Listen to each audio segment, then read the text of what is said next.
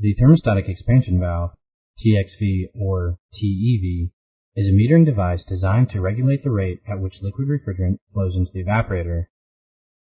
By limiting the flow of refrigerant into the evaporator, the expansion valve causes the refrigerant to drop in pressure. This drop in pressure lowers the saturation point of the refrigerant. Managing the flow of refrigerant is essential to maximize the efficiency of the evaporator while limiting any excess liquid refrigerant from returning to the compressor. The thermostatic expansion valve should be located as close to the inlet of the evaporator as possible on the high side of the system. There are a few components and concepts of the expansion valve that you should be familiar with in order to understand how the expansion valve works. We'll start by identifying the refrigerant-filled sensing bulb, which is connected to the top of the power head with a capillary tube. Next we have the diaphragm.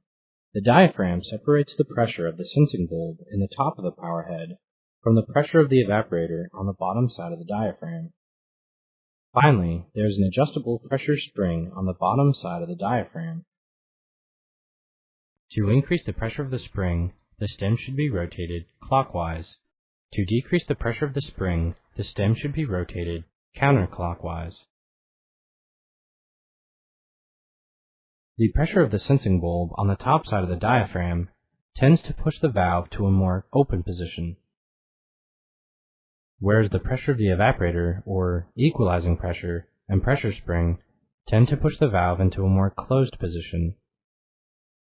In order for the valve to feed in a normally operating system, the pressure of the sensing bulb on the top side of the diaphragm must be greater or equal to the equalizing pressure and the pressure of the spring.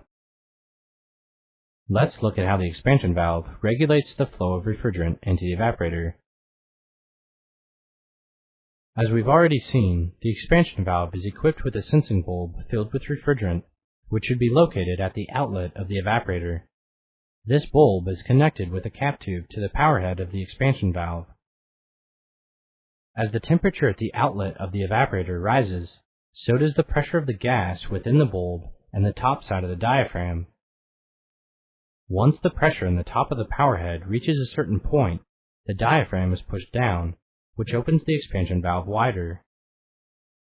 This allows more liquid refrigerant to be fed into the evaporator.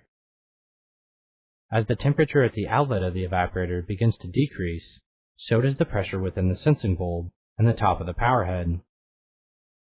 When the pressure above the diaphragm in the power head decreases to a certain point, the valve retracts and the flow of refrigerant is reduced. Hello everyone, thanks for watching our video. At Master a Trade, our goal is to provide the necessary tools in order for you to improve your or your students' understanding and ability of the trades. Regardless of skill level, whether you are a beginner or have been in the field for 30 years, teacher or student, we aim to deliver a wide range of content directed at every skill level. The number one priority of Master a Trade is to be sure we are providing content that you as the customer needs.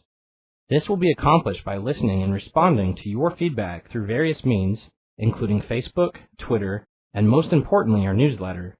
We'll be launching soon, so stay tuned and have a great day.